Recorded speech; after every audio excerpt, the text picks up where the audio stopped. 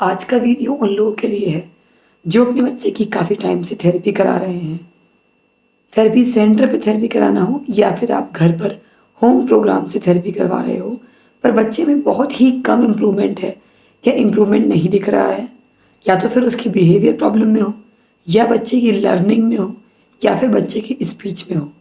तो अगर आपको इम्प्रूवमेंट नहीं दिख रहा है तो एक ऐसा एरिया है जहाँ पर मैं आपको उसके साथ काम करने को बोलूँगी, जिससे बच्चे के साथ आप कंटिन्यू अगर लगातार काम करोगे तो बच्चे में धीरे धीरे करके इम्प्रूवमेंट्स आते हैं और वो इम्प्रूवमेंट्स उसके साथ परमानेंट हो जाते हैं। लाइक कुछ चीज़ें ऐसी हैं कि एक स्टिमिंग गई, दूसरी स्टिमिंग आ गई, एक बिहेवियर गया, दूसरा बिहेवियर आ गया। पर ऑटिज़म में बच्चे के साथ कोई ना कोई प्रॉब्लम लगातार चल रही है, तो बच्चे की लर्निंग आगे नहीं बढ़ पा रही है, बच्चे की स्पीच आगे नहीं बढ़ पा रही है, ओवरऑल बच्चे की प्रोग्रेस नहीं हो पा रही है। ऐसे में सबसे ज़्यादा जो इम्पोर्टेंट है, जो मैंने अपने बच्चे के साथ पर्सनल एक्सपीरियंस देखा है, वो है बच्चे को एक्सपोज़र देना।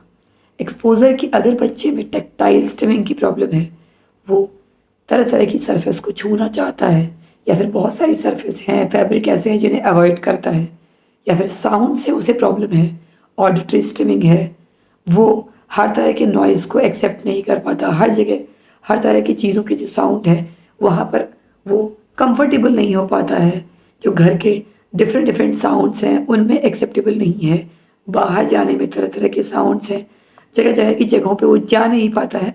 तो बहुत सारी प्रॉब्लम्स हैं, ऑडिटरी प्रॉब्लम हो गई, टैक्टाइल प्रॉब्लम हो गई, विजुअल स्टिमिंग की प्रॉब्लम हो गई, स्पीच कम है। ऐसे में बच्चे को दिन में 2 से 3 बार, एटलीस्ट 3 बार आप उसे पार्क में ज़रूर लेके जाइए। और ये एक दिन का नहीं है, आपको पर डे लगातार सालों तक यही प्रैक्टिस करनी है। एटलीस्ट 3 बार मैं बोल रही हूँ, उसको नेचर प्लेस में ज़रूर लेके जाना है, जहाँ पर उसको वो सब कुछ मिलेगा। क्योंकि वो एक ऐसा थेरेपी प्लेस है, नेचर का पार्क ऐसा थेरेपी प्लेस है जहाँ पर उसको टैक्टाइल, साउंड, उसकी विजुअल स्टिमिंग, हर एरिया में उसको एक एक्सपोज़र मिलेगा। और हम बच्चे को बहुत सारे ऐसे इनपुट हैं दे के घर में कुछ टाइम के लिए उसकी सेंसरी नीड को फुलफ़िल कर सकते हैं। लाइक हमने उसे हेडफ़ोन दे दिया उसकी ऑडिटरी स्टिमिंग के लिए, विजुअल स्टिमिंग के लिए तरह तरह की लाइट्स, या फिर हमने बहुत सारे इंस्ट्रूमेंट्स दिए उसे, या फिर ऑडिटरी स्टिमिंग के लिए हम उसे तरह तरह के साउंड्स इंस्ट्रूमेंट्स प्ले कर रहे हैं, टीवी में चला रहे हैं, बहुत सारे ऑप्शंस हैं हमारे पास। पर उनसे क्या होता है कि बच्चे उन्हीं चीज़ों की हैबिचुअल हो जाते हैं और वो एक नॉर्मल लाइफ में कैसे जीना है, कैसे चीज़ों के साथ अपने आप को एडजस्ट करना है, वो नहीं सीख पाते। वहाँ पर प्रॉब्लम आ जाती है कि वो इन सारी चीज़ों के साथ जीना स्टार्ट कर देते हैं, लाइक हेडफोन्स के साथ जीना स्टार्ट कर सकते हैं, या फिर उन्हें हर जगह वो हेडफोन पहन के जाने की आदत पड़ जाती है।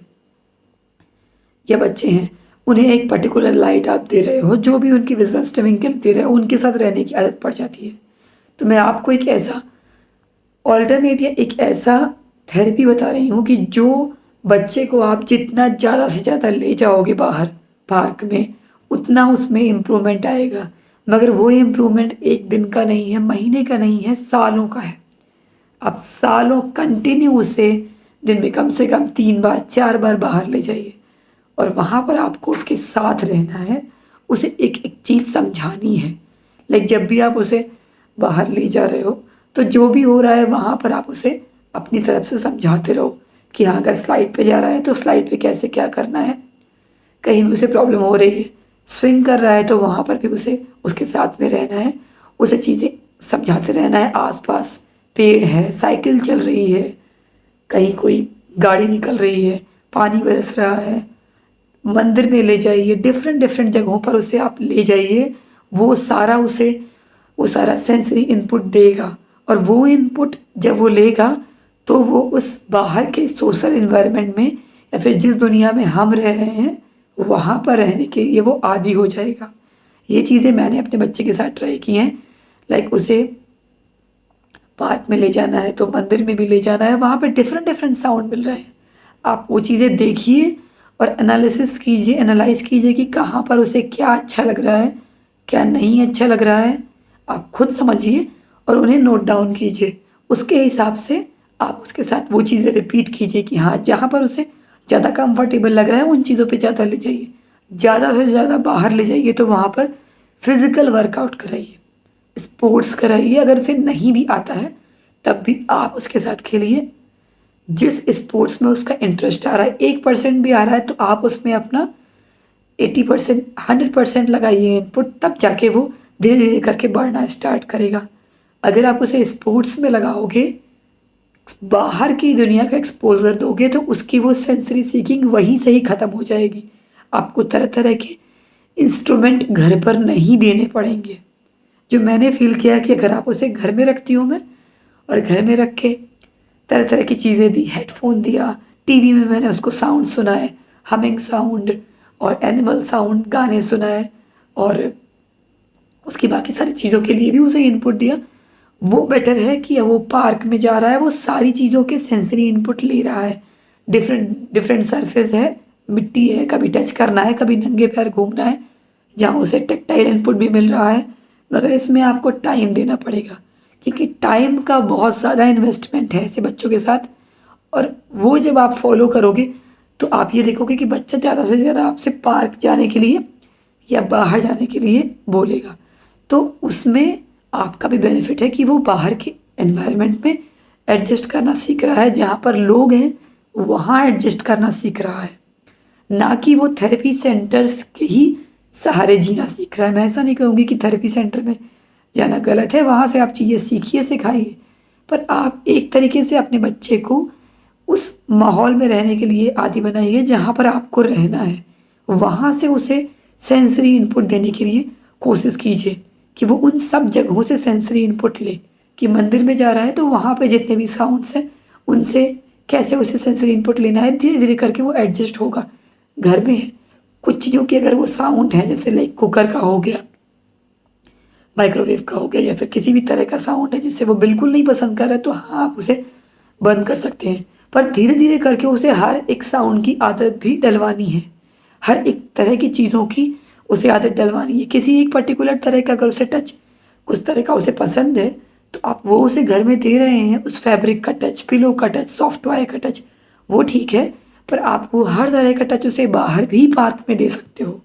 लाइक बाहर में डिफरेंट डिफरेंट सरफेस हैं, झूले हैं, उन्हें टच करना, स्विंग में जाना, खड़े होकर स्विंग करना, बैठकर स्विंग करना, स्लाइड करना तो स्लाइड में चढ़ना, ऊपर से नीचे, नीचे से ऊपर आना, और झूलों को टच करना। इस तरीके से भी उसे आप सेंसरी इनपुट, उसकी सेंसरी सीकिंग और सेंसरी ओवरलोड, इसे भी बैलेंस कर सकते हो। तो आज का मेरा ये वीडियो सिर्फ इसी टॉपिक पे था कि जितना आप उसे इंस्ट्रूमेंट पे डिपेंडेंट बनाने से बेटर है कि आप उसे डेली लाइफ में जो हमारे आसपास हैं उन चीज़ों पे डिपेंडेंट बनाइए, जिससे वो अपना सेंसरी इनपुट लेना सीखे। और वहाँ पे जब वो जाएगा तो वो फिज़िकली भी थकेगा, जिससे उसकी एनर्जी एक सही डायरेक्शन में जाएगी। फिर वो खुद शांत होगा और एक टाइम पर सोना, टाइम पर जगना उसका एक रूटीन होगा। तो ये चीज़ें बहुत ज़्यादा इम्पॉर्टेंट है। इसमें आपको ज़्यादा से ज़्यादा टाइम देना है बस, और कुछ नहीं देना है। आपको उसके साथ रहना है। ये नहीं है कि आपने उसे छोड़ दिया तो वो क्या कर रहा है उससे कुछ मतलब नहीं है। आप उसकी हर एक चीज़ पर आपको नज़र रखनी है, क्या वो कैसा फील कर रहा है, कैसा उन चीज़ों के साथ उसका सेंसरी सिस्टम रिस्पॉन्ड कर रहा है। आप उसे देखिए, समझिए और उसके हिसाब से उसके साथ काम कीजिए। ज़्यादा से ज़्यादा पार्क ले जाइए, बाहर के प्लेसेस पे ले जाइए। 1-2 साल होंगे जो आपको कुछ समझ में नहीं आएगा कि वो वहाँ पर इरिटेशन फील करेगा, पर धीरे धीरे करके वो उन्हीं जगहों पर बहुत ज़्यादा एडजस्ट हो जाएगा। जो मेरा खुद का पर्सनल एक्सपीरियंस है, नेचर में ले जाइए, घुमाने ले जाइए, माउंटेन्स पे ले जाइए, ज़्यादा से ज़्यादा उसे ट्रैवलिंग का एक्सपीरियंस दीजिए, जो आपके साथ फ्यूचर में बहुत एक अच्छा इन्वेस्टमेंट होगा। तो अगर आपको ये मेरा वीडियो समझ में आता है तो प्लीज़ कमेंट कीजिएगा, और अगर आप मेरी इस बात से सहमत हैं तो ज़रूर कमेंट कीजिएगा। Thanks for watching my video.